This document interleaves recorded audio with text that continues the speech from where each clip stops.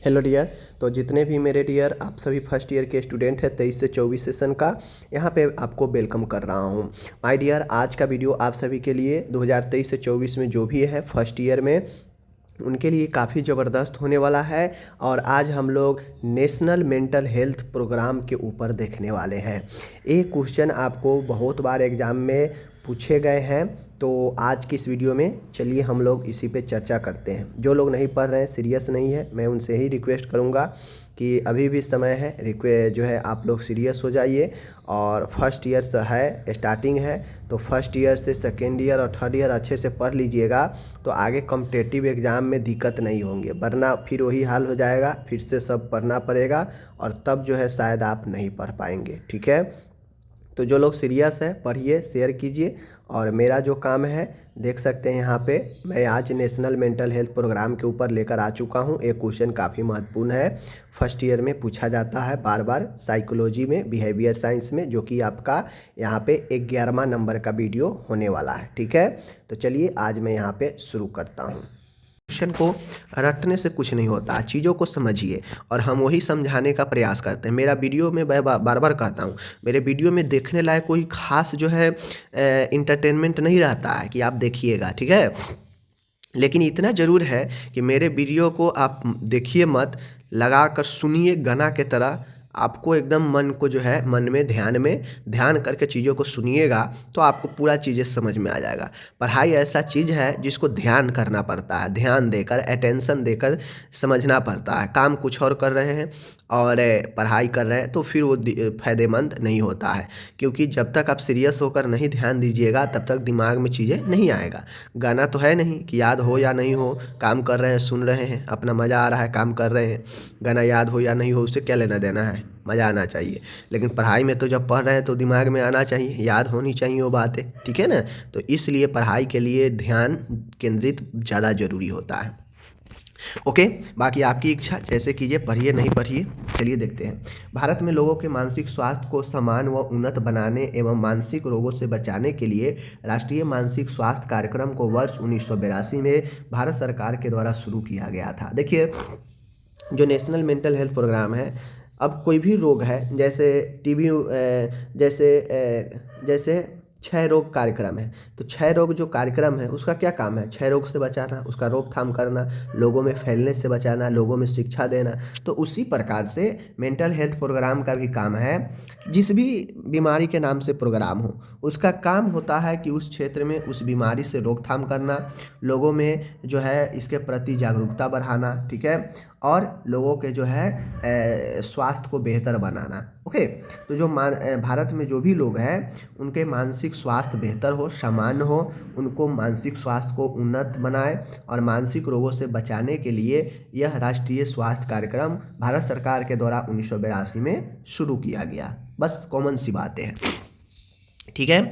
आगे बनता है कि इस कार्यक्रम का क्या उद्देश्य था, मतलब सरकार को इस कार्यक्रम को शुरू करने के पीछे का क्या रीजन हो सकता है, क्या उद्देश्य हो सकता है। जब भी आपसे जो है उद्देश्य पूछे कि भाई उद्देश्य बताओ इस चीज़ का, तो उद्देश्य मतलब कारण, आपसे वो कारण पूछ रहा है कि ये चीज़ें क्यों शुरू किया गया, बताओ इसके पीछे का क्या रीजन है, क्या इसका उद्देश्य था, तो उस चीज़ों को आपको बताना है, ये क्यों शुरू किया गया। तो इसका शुरू करने का कारण यानी उद्देश्य यही है कि देश के सभी नागरिकों को, खासकर जो विशेषकर गांव के इलाके में या कमज़ोर है, अक्षम है, आदिवासी समाज है, उनको न्यूनतम मानसिक स्वास्थ्य सेवा को लागू करना, इनका उद्देश्य यही था। ये इसीलिए शुरू किया गया कार्यक्रम ताकि जो गांव में रह रहे लोग हैं, सुदूरवर्ती इलाकों में रहते हैं, जो कमज़ोर है, इलाज कराने में अक्षम है, आदिवासी समाज है, उनको इन सब चीज़ों के बारे में ज़्यादा नॉलेज नहीं रहता है, तो उनके मानसिक स्वास्थ्य को बेहतर करने के लिए, उनके मानसिक स्वास्थ्य को अच्छा करने के लिए यह कार्यक्रम शुरू किया गया, ठीक है। दूसरा पॉइंट है कि जो भी मनोस्नायु बीमारी है, मेंटल डिसऑर्डर है, इसका चिकित्सा और निवारण करने के साथ इनके उत्पन्न अक्षमताओं को सुधारना एवं ठीक करना। ये जो मानसिक कार्यक्रम है, राष्ट्रीय मानसिक कार्यक्रम है, इसका यही एम है, लक्ष्य है, यह इसीलिए शुरू किया गया ताकि जो भी मानसिक बीमारी है उसका चिकित्सा, उसका निवारण के साथ जो है उसको उन्नत अक्षमताओं को, जो उत्पन्न उसका अक्षमता है उसको सुधारना। क्योंकि जिसको भी मेंटल मानसिक रोग होता है तो व्यक्ति का जो क्षमता होता है वह हीन हो जाता है, गड़बड़ा जाता है, सही से काम नहीं कर पाएगा, सही से सोच नहीं पाएगा, ठीक है। तो जो उसका उत्पन्न अक्षमता है उसको जो है सुधारना और ठीक करना इस जो है कार्यक्रम में रखा गया, इसका उद्देश्य था, ठीक है। आगे इसका उद्देश्य था कि मानसिक स्वास्थ्य सेवाओं के विकास में सामुदायिक सहभागिता को प्रोत्साहन करना। यानी जो मेंटल हेल्थ सर्विस है, जो मेंटल हेल्थ सर्विस है, यानी जो मानसिक स्वास्थ्य सेवा दिया जा रहा है उसमें लोगों के ज़्यादा से ज़्यादा जो है पार्टिसिपेशन होनी चाहिए, सहभागिता हो, इसके लिए जो है ये कार्यक्रम लागू किया गया। अब सरकार कोई कार्यक्रम लागू करे किसी चीज़ का, उसमें लोगों की सहभागिता, लोगों की पार्टिसिपेशन हो ही नहीं तो कार्यक्रम चालू करना फिर कोई फ़ायदेमंद नहीं, क्योंकि सरकार तो लोगों के लिए ही ना जो है वो कार्यक्रम शुरू कर रही है, तो उसमें लोगों की सहभागिता होनी ज़रूरी है। तो इसके लिए जो है एक कार्यक्रम का भी उद्देश्य था कि समुदाय में मानसिक स्वास्थ्य का विकास हो और इसके लिए लोगों की सहभागिता हो, इसके लिए प्रोत्साहन देना, ठीक है, मोटिवेट करना।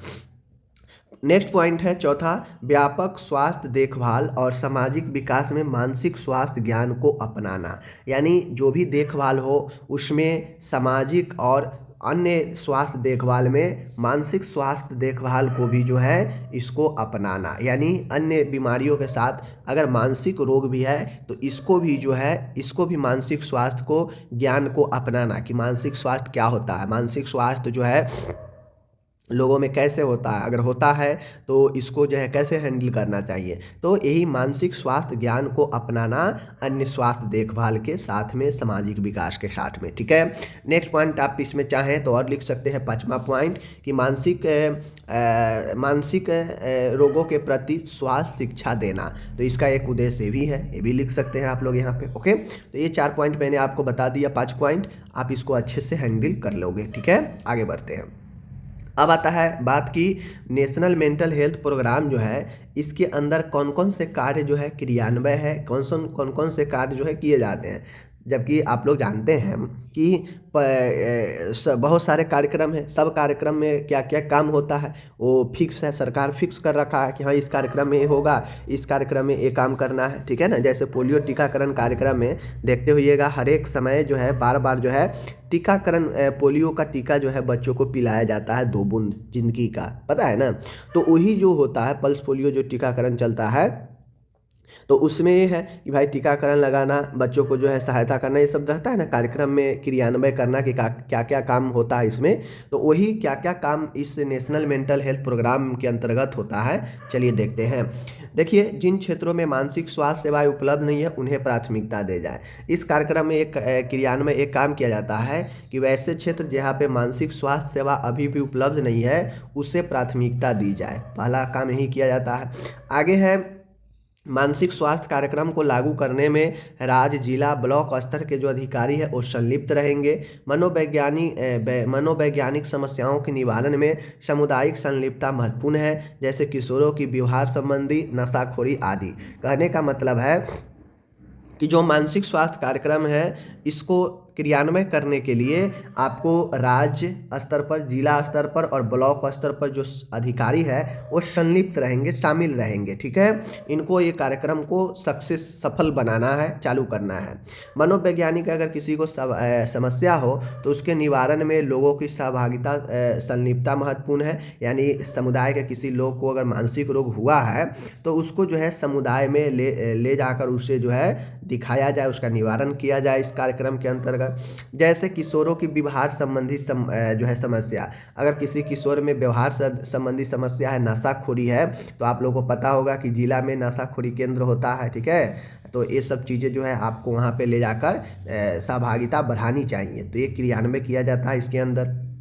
इसके अंदर ये काम किया जाता है कि मनोचिकित्सा के उच्च केंद्रों द्वारा अन्य चिकित्सक संस्थानों को उचित सहयोग एवं जानकारी प्रदान की जाएगी।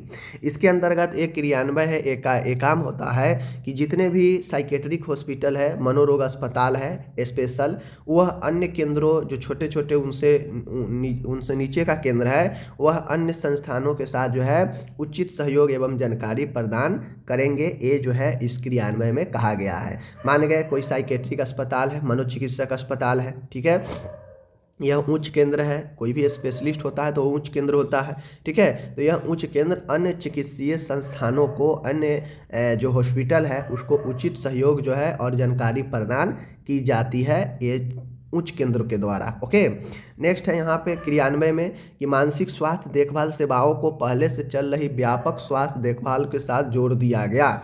कहने का मतलब है इसमें यह काम किया गया कि जो मानसिक स्वास्थ्य देखभाल सेवा है, इसको अगर पहले से चल रहे जो व्यापक स्वास्थ्य सेवा है उसके साथ जोड़ दिया गया। इसीलिए देखते होइएगा कि अब हर एक मेडिकल कॉलेज में जो है साइकेट्रिक जो है वार्ड होता है, मनोरोग के वार्ड होता है। तो यानी इसको अन्य स्वास्थ्य सेवा के साथ इसको जोड़ दिया गया, ठीक है। नेक्स्ट है मानसिक स्वास्थ्य कार्य की आवश्यकताओं की पूर्ति के लिए सभी वर्गों के स्वास्थ्य कर्मचारी को प्रशिक्षण देना। अब इस कार्यक्रम के अंतर्गत ये भी क्रियान्वय होता है, ट्रेनिंग का भी काम दिया जाता है, अन्य कर्मचारियों को जो है प्रशिक्षण का भी काम जो है दिया जाता है। तो यहाँ पे आपको मैंने क्रियान्वय बता दिया कि क्या क्या काम होता है। वैसे क्षेत्रों को यहाँ पे शामिल किया जाता है, जिस क्षेत्र में शामिल नहीं हो उसे प्राथमिकता दिया जाता है।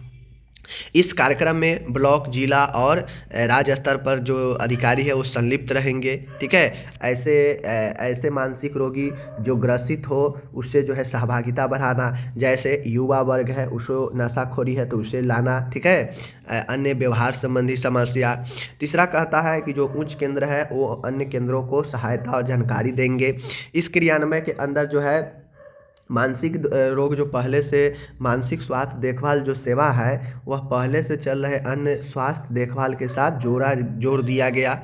और नेक्स्ट है कि मानसिक स्वास्थ्य के आवश्यकताओं के पूर्ति के लिए अन्य जो कर्मचारी है उनको भी ट्रेनिंग देना मानसिक स्वास्थ्य के बारे में, ठीक है। तो इस प्रकार से ये सारे काम जो है आपके इसके अंदर किए जाते हैं। तो ये काम भी याद रखिएगा, उद्देश्य भी याद रखिएगा। ओके, आगे बढ़ते हैं। आगे है घटना व उप कार्यक्रम। देखिए घटक कंपोनेंट। अब ये नेशनल मेंटल हेल्थ प्रोग्राम है।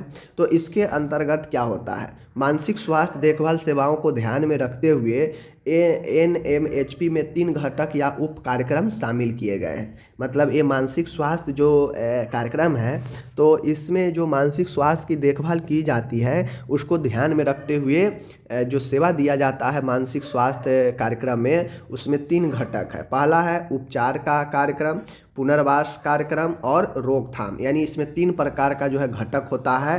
किसी को उपचार करना, उसका रिहेबिलिटेट करना और मानसिक रोगों को रोकथाम करना।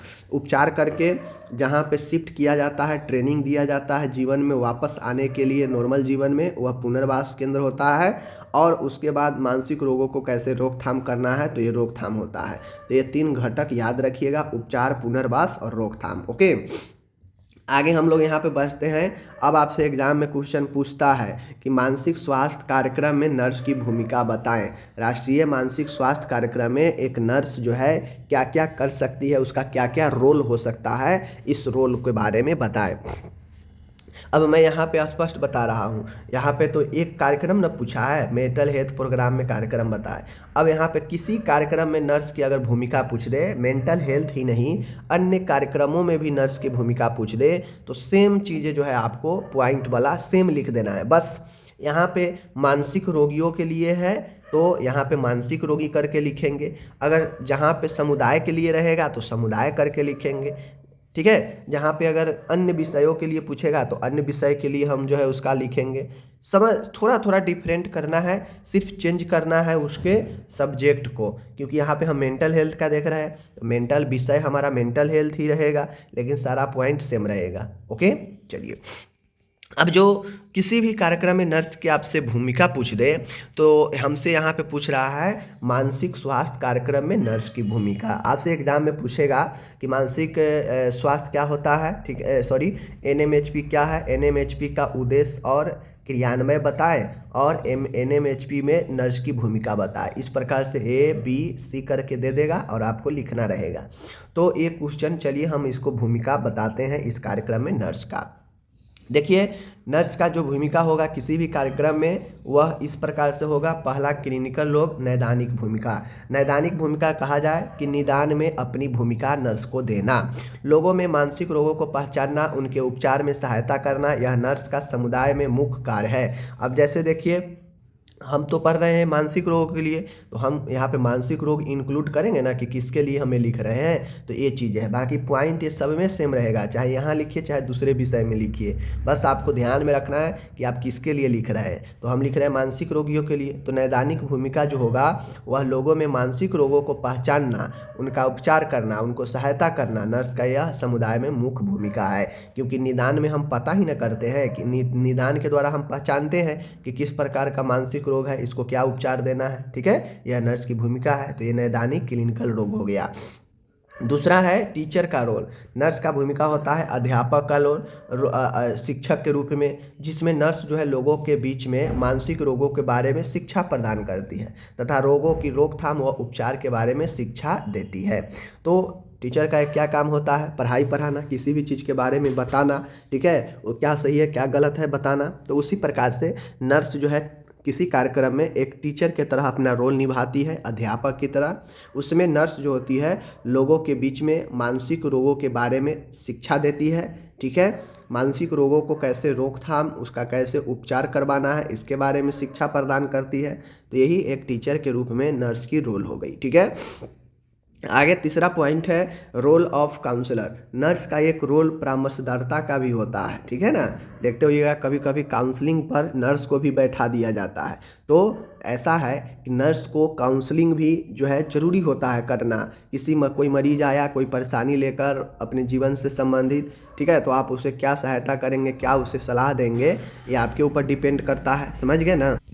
तो ये चीज़ें हैं। तो काउंसलर जो होता है, देख लीजिए, परामर्शदाता यानी परामर्श देना, क्या सही है क्या नहीं है, ऑप्शन करियर चुनने के लिए। ओके, देखिए, समाज में उपस्थित मानसिक रोगियों एवं सुग्राही समूह के रोग की रोकथाम व उपचार के लिए उचित परामर्श प्रदान करके मानसिक रोगों में कमी लाती है। तो नर्स का ये परामर्शदाता का काम होता है कि वह लोगों को उचित सलाह दे, उचित सजेशन दे। अब सजेशन किसके बारे में, सलाह किसके बारे में देगी, तो भाई मानसिक रोगों के बारे में देगी कि कैसे मानसिक रोगों से बचना है, कैसे उसका रोकथाम करना है, क्या उपचार करना है, ये परामर्श देगी।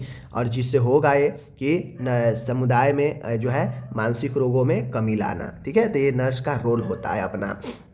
नेक्स्ट है रोल ऑफ कोऑर्डिनेटर। ये सब क्वेश्चन को याद करने वाला नहीं है, बस पॉइंट ध्यान में रखिए कि भूमिका में क्या क्या रूप में नर्स की भूमिका हो सकता है और उसको अपना यहाँ पे लिख देना है, यही चीज़ें।